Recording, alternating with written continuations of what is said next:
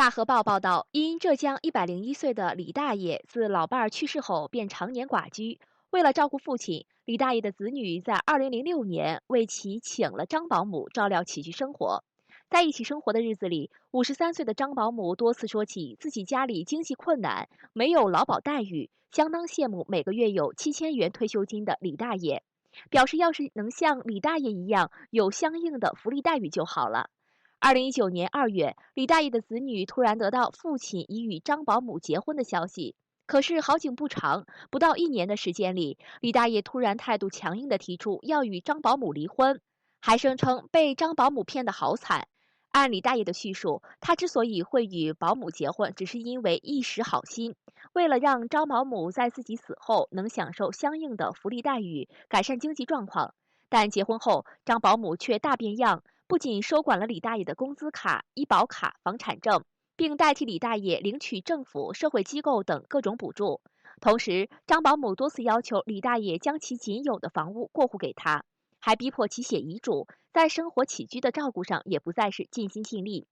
两人相持不下，李大爷起诉到法院。综合考虑本案实际案情，为了尊重100岁老人的真实意愿，更有利于李大爷安享晚年，准予双方离婚，并分割夫妻共同财产。张保姆不服上诉，二审经调解，双方同意离婚，协商处理了夫妻共同财产。李大爷补偿张保姆5万元，张保姆则从李大爷的房子里腾退。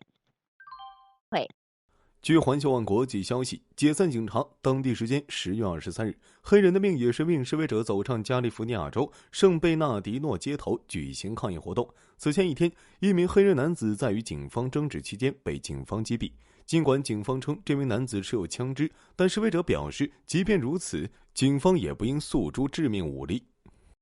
据海外网消息，日本福岛核电站泄漏所产生的核污水如何处理，一直是个重大难题。日本媒体近日报道称，日本政府拟将福岛核污水排入太平洋，这一设想在日本国内及周边国家引发巨大担忧。据CNN 24日报道，国际绿色和平组织23日警告称，福岛核反应堆排放到海里的污染水含有放射性物质，有可能损害人类的 DNA。据环球网消息，台湾防务消息走漏疑云，岛内绿媒24日又炒作起了大陆阻止捷克对台军售。报道称，捷克军火商此前向台湾推销武器，双方在谈完72小时就被大陆获悉并施压。报道捕风捉影似的称，现在台中科院已开始追查是否有内鬼。民航局网站10月24号消息，10月23号，民航局发出熔断指令，分别对伊朗马汉航空公司、意大利勒奥斯航空公司、土耳其航空公司、中国南方航空股份有限公司、沙特阿拉伯航空公司、波兰航空公司相关航班采取熔断措施。马汉航空公司航班上发现新冠核酸检测阳性旅客8例，自11月2号起暂停该航班运行1周。勒奥斯航空公司航班上发现新冠核酸检测阳性旅客6例，自11月2号起暂停该航班运行1周，并取消 NO976 航线航班。土耳其航空公司航班上发现新冠核酸检测阳性旅客10例，自11月2号起暂停该航班运行4周。中国南方航空航班上发现新冠核酸检测阳性旅客5例，自11月23号起继续暂停该航班运行1周。沙特阿拉伯航空公司航班上发现新冠核酸检测阳性旅客10例，自11月2号起继续暂停该航班运行4周。波兰航空公司航班上发现新冠核酸检测阳性旅客10例，自11月2号起暂停该航班运行4周。上述熔断的航班量不得用于其他航线。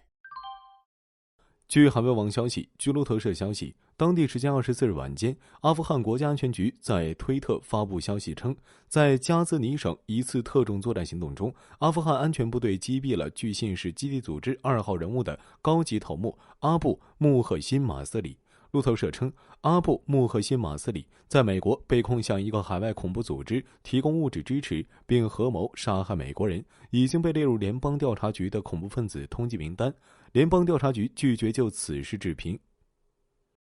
据界面新闻消息，据桂林旅游学院官方微博10月25日消息，10月24日晚，桂林旅游学院少数学生在学生宿舍喊楼，要求学校解封。网络上出现关于保安怂恿跳楼相关内容的帖子，旅院保安说要解封你就跳下来，后有网友称喊话者并非保安，而是一名身穿卡其色外套、身高1.7米左右的老师。对此事件，学校高度重视，及时进行全面调查核实。学校称，在疫情防控期间，为保证学生健康安全，同时又满足学生实际需求，学校依据上级的防控规定，制定实施了请假管理制度，不存在不允许学生自由出入的情况。二，经调查核实，学校保安在执勤工作期间均身着保安制服。昨晚，保安在执勤期间没有与学生进行过对话。针对网络上出现的不实言论，为维护学校声誉，学校将请上级相关行政部门予以协助调查核实，并依据相关法律规定正当维权。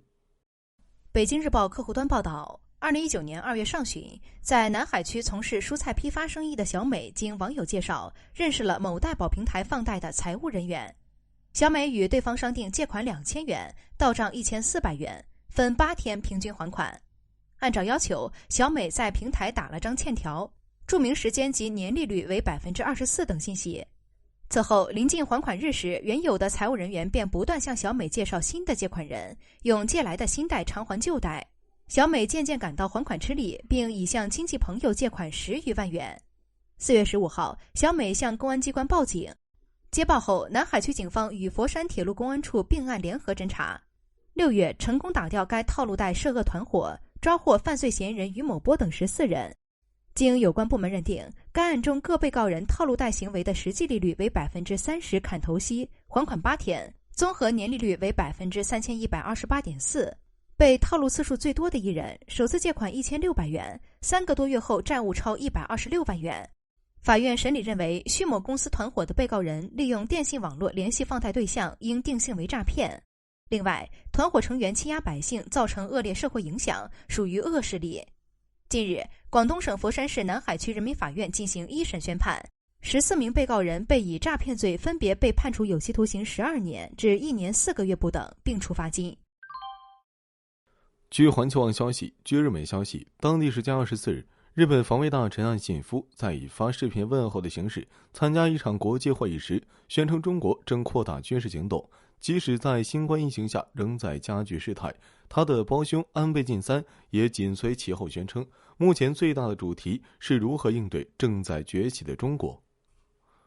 据环球网消息，岛内绿媒消息称，解放军战机近期频扰台，台湾空军台南基地24日晚间11时许传出战机起飞的巨大声响，疑似台军出动2架 IDF 战机，即台湾自行研发的 IDF 金国号战机，巨大声响惊动不少台南人。据台湾3立新闻网报道，多名网友在台南爆料公社发文称，24日晚间11时06分左右听到战机起飞的声音，询问我耳朵没听错吧？刚刚又有紧急起飞吗？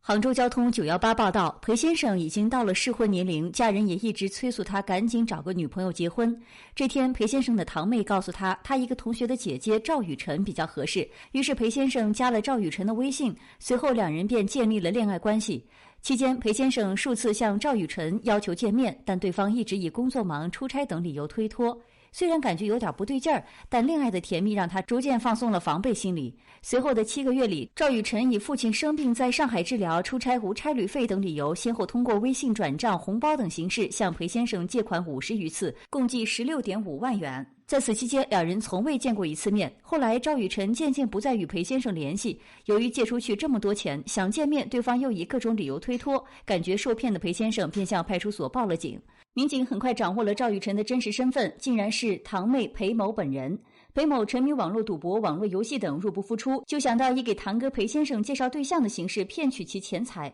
他编造虚拟身份，在微信上以赵雨辰的身份和堂哥网恋。在警察破案的前一天，我对堂妹介绍对象这件事仍是深信不疑，哪曾想他就是骗我的人。裴先生说，5月25号下午，民警将犯罪嫌疑人裴某在家中抓获。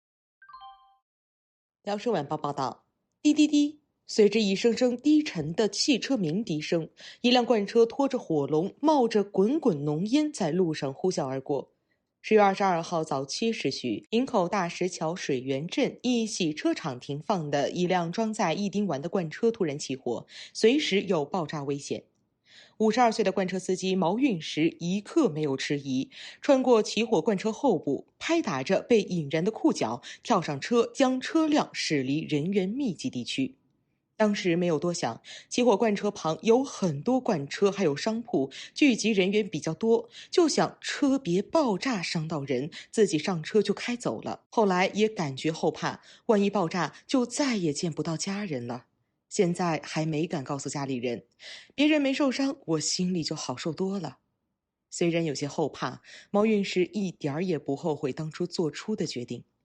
一路上起火罐车风驰电掣，带着火光和冲天的黑烟驶离人群。毛韵诗开出近5公里后，才将车靠近路旁停下，与随后赶来的同车司机齐玉祥一同灭火。当地消防接到报警后，随后赶到将火势控制。由于罐车司机处置得当，并且当时罐车内只有少部分残留气体，并未造成人员伤亡。据环球网军事消息，据卡塔尔半岛电视台网站10月22日报道，美国宣布制裁5个伊朗组织，理由是这些组织干预了即将到来的美国总统选举。此外，美国财政部还认定伊朗的伊斯兰广播电视联盟和国际虚拟媒体联盟由圣城旅所有或控制。据环球网军事消息，据子专网站10月22日报道，近日在网络上曝光的一段视频显示，一名俄罗斯士兵开着装甲车强行穿越了一处机场的围墙。报道称，在俄罗斯类似的严重交通事故并不少见，很多时候也牵扯到军用车辆。近日在网络上曝光的这段视频显示，在俄罗斯西南部的富尔加格勒国际机场，一名醉酒的士兵驾驶着一辆 BMP3 步兵战车撞穿了一堵挂着铁丝网的围墙。顶端新闻报道，花了将近1500万元购买一套郑州北龙湖精装豪宅，市民刘成最近高兴不起来。10月24日，他向大河报投诉称，这套房子今年9月底交房。10月3日进屋准备测量客厅尺寸，推门进屋一看，顿时心头冒火，多处漏水，宛如下雨。那么多水却没人通知，来量家具才发现。据其提供的2段时长为4分9秒和3分31秒的现场录像显示，房子的客厅吊顶漏水，地面放置2个塑料桶，接的漏水将近半桶。入户走廊、卧室、窗户等处地面积水，且卧室的地板不见踪迹。受漏水影响，房间的电灯、空调开关损坏。由于地面积水较多，物业公司放置了干燥机烘干积水。据刘晨介绍，寻找漏水点处查看原因，排除了自来水漏水。工程人员给出的解释称，是工人到楼上居民家施工的时候操作失当导致漏水，渗漏到楼下。刘晨称，房子出现这种情况后，引起开发商及物业公司重视，很快派员进行维修，并询问其诉求。刘晨表示，要么退房，要么换房。对其诉求，相关负责人称立即向领导反馈，商议解决。据环球网国际消息，美国新泽西州前任州长、曾经帮助美国总统特朗普准备首场总统候选人辩论的克里斯蒂于本月初确诊新冠肺炎。回顾被感染的经历，他发现了一些问题。克里斯蒂认为，如果媒体和政府官员们不断的诚实的宣传防护措施，人们就能充分了解这些措施的好处，这样大家才会自觉地佩戴口罩，保持社交距离。事实上，戴口罩不应该成为党派之争，这既不能证明某个人高尚，也不能说明他怯弱，这就是一种科学防护手段，能够阻挡病毒侵入你的口鼻。戴口罩吧，不然你会后悔的，克里斯蒂说。CGTN 记者团消息，针对新疆喀什机场大量航班取消的传言，当地宣传部门表示，航班正常进出港，但是所有出港人员需持核酸检测报告方能登机，有离喀需求的公民可优先做核酸检测。此前报道，据中国慈善家记者从新疆喀什地区疫情防控指挥部获悉，喀什地区所有小区24号晚开始禁止出入。24号晚上7点，指挥部接到通知，机场和火车站已正常运营。另据健康时报，当地已展开核酸检测。新疆维吾尔自治区卫生健康委最新通报，2020年10月24号，喀什地区疏附县对应检尽检人员进行定期检测中，发现一例新冠肺炎无症状感染者。该例无症状感染者女，17岁，喀什地区疏附县占闽乡2村村民。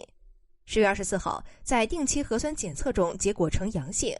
经专家诊断为无症状感染者，已转入喀什定点医院进行隔离医学观察，目前没有发热、咳嗽等症状。